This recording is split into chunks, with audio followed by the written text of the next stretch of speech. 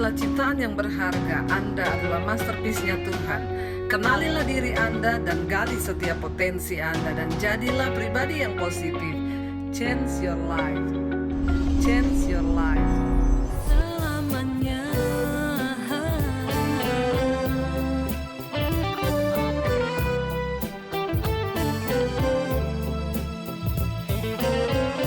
Ya, shalom saudara. Saat ini saya sedang berada di cafe The Premier Corner. Ini salah satu cafe yang sangat enak, kopi dan semua makanannya ada di sini.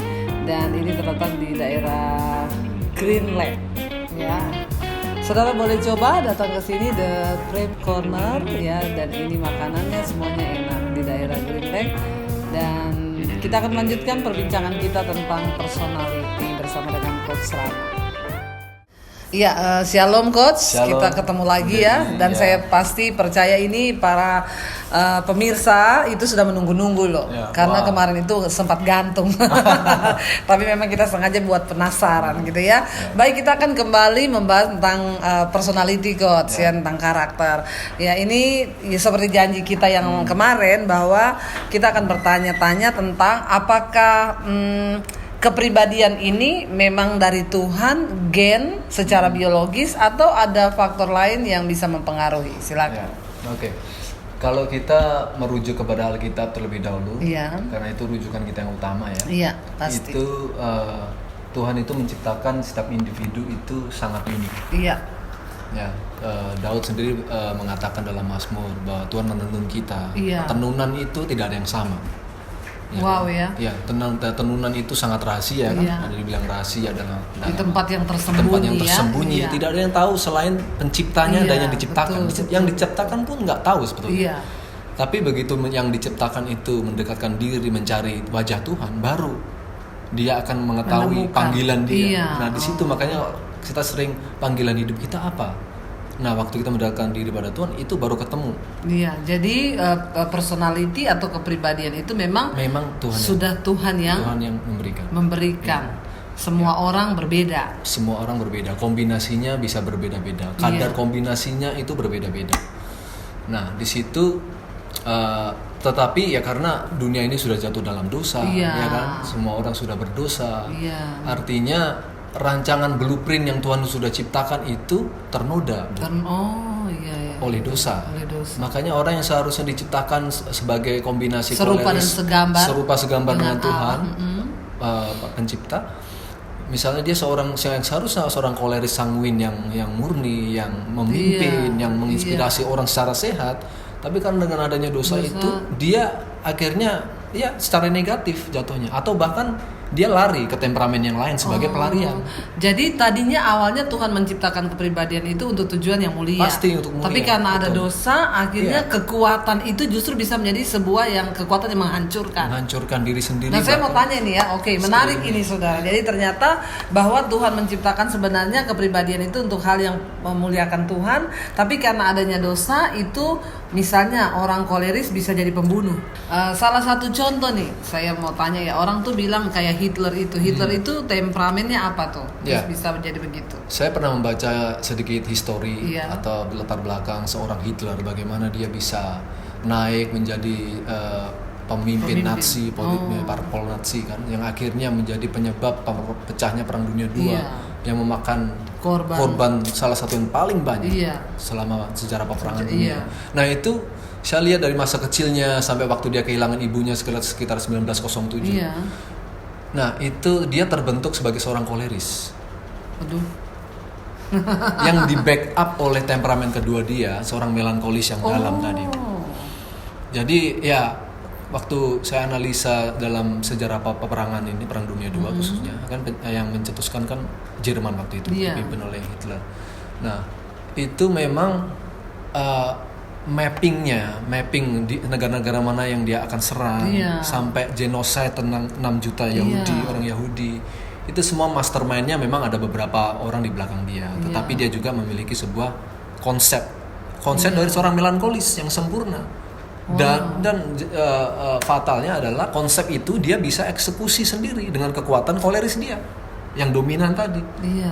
Ibu bisa bayangkan dua kombinasi ini kalau negatif ini berbahaya, bisa menyebabkan melo itu perasa, koleris itu merah, eksekusi. Jadi karena perasaan yang dipendam akhirnya bisa meledak menjadi sebuah tindakan yang wow ya saudara. Kalau kita tahu ini betapa luar biasa pengaruh dari kepribadian seseorang itu ya.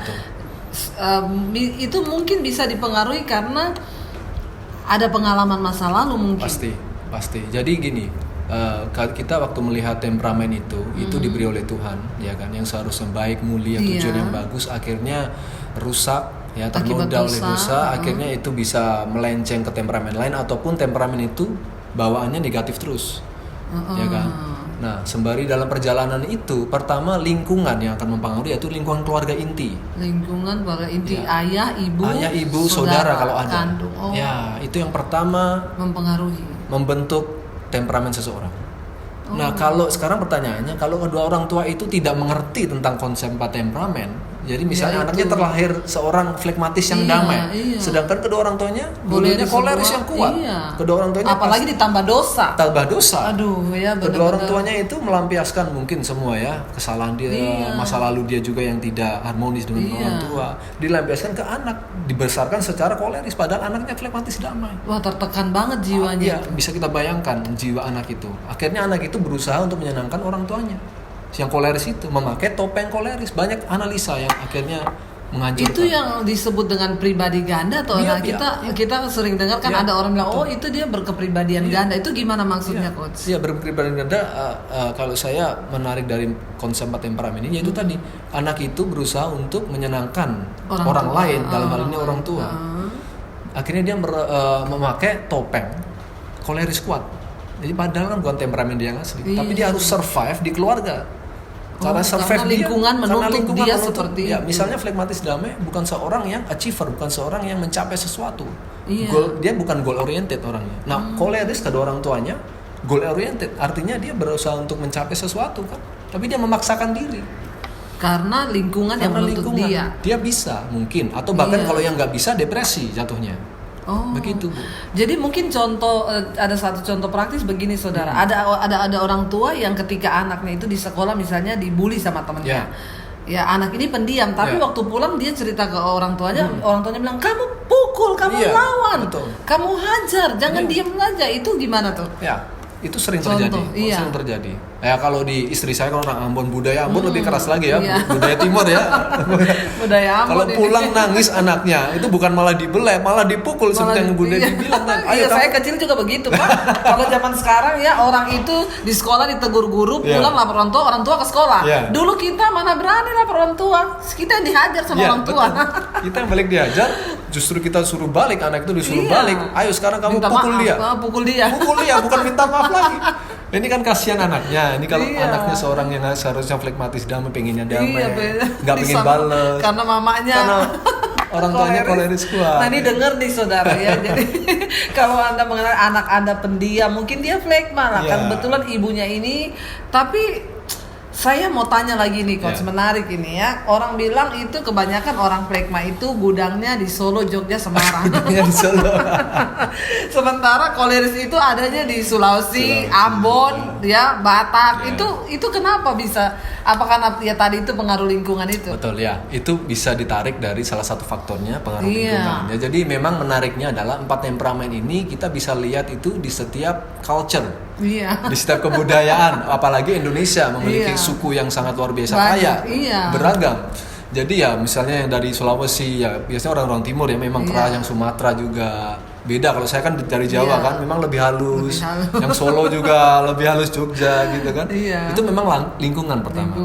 Mungkin versi tetap gini Bu, setiap culture itu ada kolerisnya, tapi mungkin karena lingkungannya berbeda-beda. Seorang koleris dari versi Jawa sama koleris dari versi Sulawesi beda. Tapi sama. Tapi sebenarnya koleris. Ada benang merah yang pasti kita bisa tarik. Sama-sama ingin memimpin kan. Ya, cuma pembawaannya beda. Kalau yang budaya Timur mungkin lebih kelihatan cara dia memimpin. Mungkin kalau yang versi Jawa lebih santun cara memimpinnya. Gitu. Tapi makanya banyak orang itu di sana bilang, wah pura-pura gini ya, ternyata munafik. Itu gimana tuh? Ya, kelihatan di depan halus padahal di belakang itu gimana? Ya, itu pengaruh budaya sebetulnya. Budaya. Lebih ke pengaruh ke budaya. Tapi kan 4 temperamen pasti tetap ada. Tetap ada. Di setiap individu itu. Iya, jadi ini menarik ya saudara kalau kita membahas ini dan sebenarnya semua harus tahu supaya tidak terjadi seperti yang Coach Rama bilang tadi, ada anak yang terlahir flegma, papa mamanya koleris, disuruh berantem anaknya ya. Jadi akhirnya anak itu membentuk kepribadian yang bukan dirinya. Jadi dia akhirnya jadi bermasalah kejiwaannya ya. Betul, nah, oke, sekarang saya pengen tanya nih Coach, dalam satu orang itu kita udah bahas di awal tadi di depan itu bisa terdapat minimal dua temperamen itu ya, dan itu bisa ketemu merah, hijau, biru, kuning atau gimana? Ya, jadi begini, ada beberapa konsep. Yang alami adalah mengikuti jarum jam. Ya ini yang kadang saya pernah lihat di YouTube ya, di luar sana atau teori di luar sana itu yang tidak dijelaskan secara detailnya. Padahal ini penting sekali. Karena yang berlaku di dalam kehidupan sehari-hari kita itu kan sangat jarang seperti yang tadi kita bahas Bu Devi. Ada satu orang dominan, misalnya koleris murni itu ada, tapi jarang. Nah biasanya adalah minimal 2 kombinasi. Nah 2 kombinasi ini pun ada yang sehat, ada yang nggak sehat. Oh, nah, menarik ini. Ada yang alami, ada yang nggak alami. Iya. Yang alami begini, sanguin dikombinasikan dengan koleris. Jadi kuning dengan merah ini alami, sama-sama ekstrovert. Alami. Atau koleris dengan sanguin. Koleris dominan dipengaruhi temperamen kedua, sanguin. Nah, yang melengkapi adalah merah biru. Menyeberang ke introvert, ke biru. Jadi ada kombinasi koleris, melankolis. Mungkin dulu Ibu Debbie waktu tes ini ya kayaknya 2. Iya, 2 itu. Koleris, melankolis kan. Jadi, kayak Hitler dong. Tapi versi positif yang penting. Tapi saya yang versi sudah dipulihkan. Itu kan bertobat. Ya, jadi 2 ini kombinasi yang biasanya bagus dalam hal bisnis, dalam hal pelayanan, ya biasanya achieve sesuatu, punya misi yang kuat, tapi juga perasa. Ya kan, sensitif. Nah, kemudian ada yang kombinasi lain yaitu melankolis sempurna dengan flegmatis damai. Ini double introvert ini. Ini super diam ini biasanya. Punya dunia sendiri diam. Bayangkan udah melo flegma lagi. Nah ini tinggal tergantung dominan yang mana. Bisa dominan melankolis sempurna dipengaruhi oleh flegmatis, ataupun flegmatisnya yang dominan dipengaruhi oleh melankolis. Ini pembawaannya berbeda. Iya. Dan yang terakhir saya teruskan ya, adalah flegmatis dengan sanguin. Ya ini jarum jam tadi kan naik sekarang hijau dan kuning, ataupun kuning dengan hijau. Nah ini 2 ini biasanya kombinasi yang sangat asik Bu, karena orangnya sosial, bawa damai, tidak suka bertengkar, ceria, happy gitu ya. Itu. Nah ada satu lagi yang gini, yang orang harus paham adalah ada yang mungkin sanguin dengan melankolis dalam diri satu orang, menyeberang. Ya, diagonal, ataupun koleris dengan flegmatis dalam diri satu orang. Itu nggak alami. Dan orang itu harus ngerti kenapa itu terjadi dalam hidup dia. Kalau menyeberang begini itu sebenarnya agak bermasalah berarti. Sebetulnya agak bermasalah. Contoh kuning ketemu biru. Kenapa bisa bermasalah? Karena ini kebutuhan emosional mereka, 2 temperamen ini berlawanan. Oh iya, karena yang satu kan ceria, happy ketemu orang, sebenarnya yang satu pengen menyendiri, menutup diri. Lebih cenderung ke sedih, lebih cenderung ke gloomy, baby blue kan? Iya. Gloomy yang sedih gitu.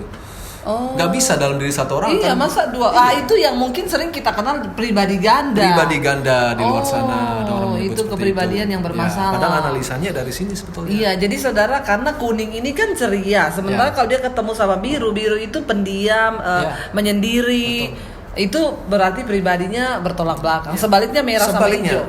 Merah memudah memutuskan, spontan dalam hal pengambilan tidak sabar, cepat. Yang hijau tidak bisa memutuskan. Bagaimana bisa 2 temperamen yang bertentangan berada dalam satu orang? Diri.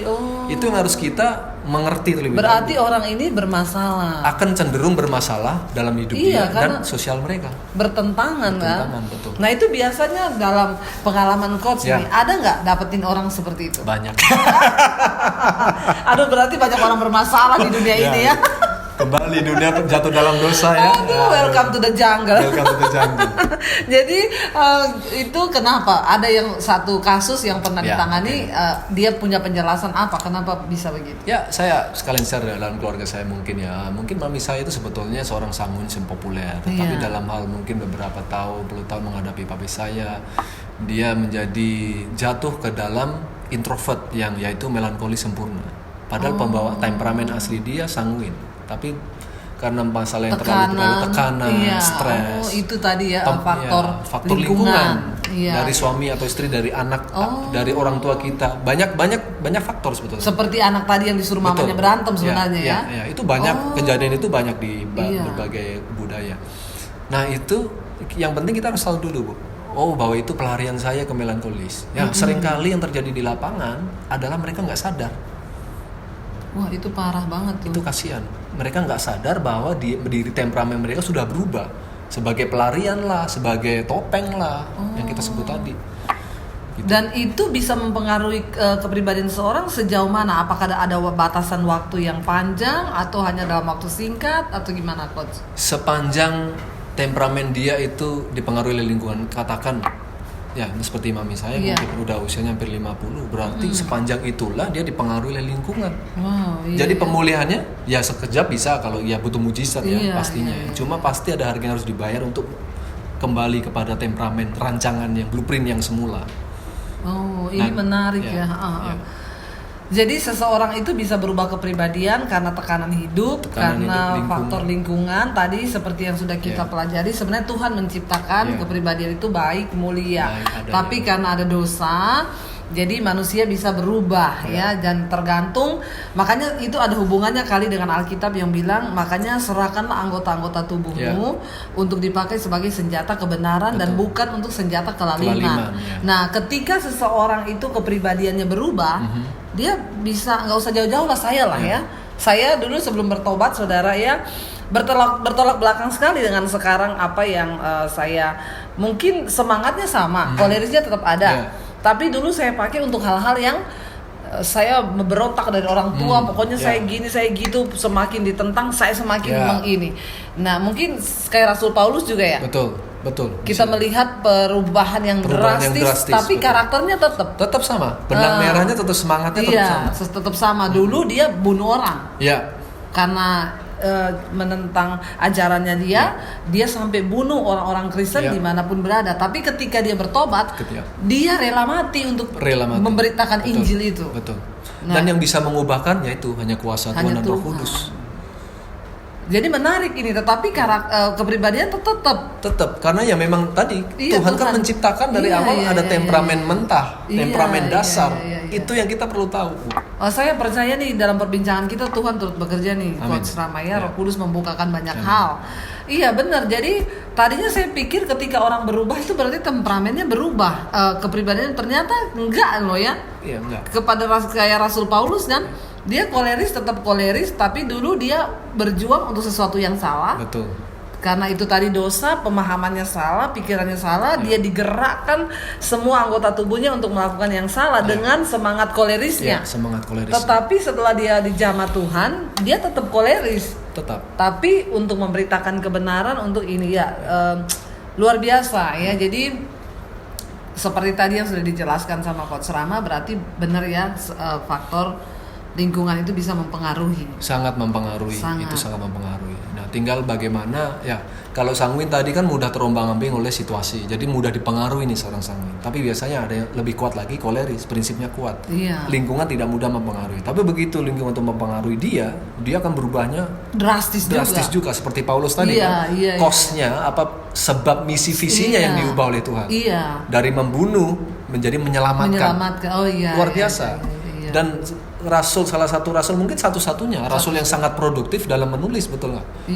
Perjanjian baru, kitab-kitab banyak ditulis oleh Paulus. Ini kalau bukan orang koleris kan nggak mungkin, flekmatis katakan, ya kan? Nggak mungkin dia bisa seproduktif itu. Jadi Tuhan sebetulnya sudah menciptakan setiap kita, temperamen mentahnya ada. Tinggal kita mau balik nggak ke prinsip yang semula, prinsip Tuhan itu tadi. Kalau kita mau balik, pasti kita maksimal dalam hidup kita. Benar. Itu. Iya, jadi dari perbincangan ini saya mendapatkan banyak pembelajaran yang luar biasa. Tadinya saya berpikir ya kalau orang itu berubah berarti kepribadiannya berubah. Ternyata enggak, saudara ya. Jadi Tuhan menuntun orang dari dalam kandungan itu memang sebenarnya mulia, baik ya. Dan tapi dosa itu yang mencemarkan, yang merusak. Ya, dan ketika dia dijamah Tuhan, dia berubah, tapi kepribadiannya tetap, ya, semangatnya tetap hanya visi misinya, cara berpikirnya. Dan kembali begini, semakin hal-hal yang positif dari setiap temperamen akan semakin muncul. Yang kita katakan di Alkitab itu buah-buah roh sebetulnya. Nah ini diaplikasikan dalam 4 temperamen. Buah-buah roh adalah yang baik, yang positif semua. Jadi setiap temperamen ada 20 positif kekuatan misalnya ya kan. Nah itu akan semakin muncul. Bahkan bukan hanya temperamen alami kita, tapi kita bisa mengambil temperamen hal positif dari temperamen lain, Bu. Itu tujuan kita. Itu yang Alkitab bilang, kobarkanlah karunia roh yang ada dalam dirimu. Ya, betul. Mungkin itu ya Tuhan tambah-tambahkan hal yang positif lain. Jadi kuncinya begini, salah satu tujuan akhir dari kita mengetahui 4 temperamen adalah dalam Tuhan, yaitu kita akan bertumbuh sesuai temperamen alami kita. Misalnya Ibu, kita koleris ya. Kita kolerisnya bukan negatif lagi, tapi positif. Plus hal-hal positif dari temperamen lain kita adopsi, kita ambil. Nah, jadilah Tuhan Yesus itu semakin sempurna ya. Sempurna, betul nggak? Iya, makanya Tuhan juga bilang sempurnalah kamu seperti Kristus itu sempurna. Itu sebetulnya karena kita begini, kita disuruh biasanya dalam gereja atau kita dengar khotbah gitu kan, semakin serupalah dengan Kristus. Nah, berubahlah. Serupalah itu seperti apa? Nah, kita aplikasikan melalui 4 temperamen, yaitu ini tadi. Kita sempurna adalah misalnya kita koleris kita sehat semua.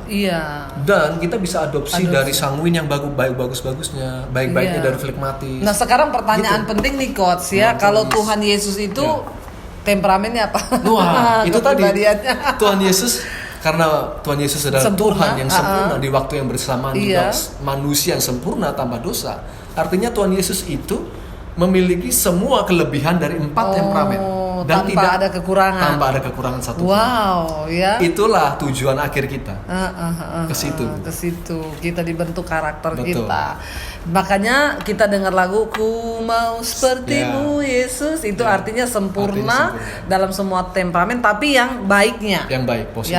Yang buruknya. Nah, sekarang pertanyaannya, berarti yang buruk itu sebenarnya bisa dirubah dong dari setiap kepribadian? Harus, bukan bisa. Harus dirubah. Jadi bisa dibuang ya. Harus dibuang. Kayak misalnya tadi kita lihat flegma itu bagus, penyabar, pendiam, pendamai, tapi agak lambat bergerak. Ya, susah mengambil keputusan. Susah berubah sebetulnya. Begitu. Tapi bisa sebenarnya. Bisa. Dan harus berubah. Nah, jadi saudara, di segmen yang kedua ini kita sudah membahas lebih dalam lagi, dan ada segmen yang ketiga, ditahan dulu ya, tentang bagaimana kalau 2 orang yang temperamennya berbeda bertemu dalam seru itu.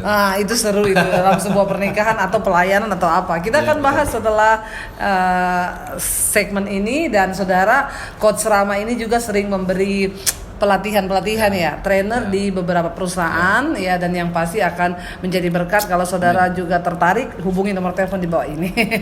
Ya, dan saya percaya ini akan membantu kita semua dalam mengenal karakter kita. Oke, sampai di sini dulu. Kita tunggu segmen yang berikutnya. Tuhan memberkati. Shalom saudara, jika Anda merasa diberkati dengan channel YouTube saya, Anda bisa komen, like, dan share.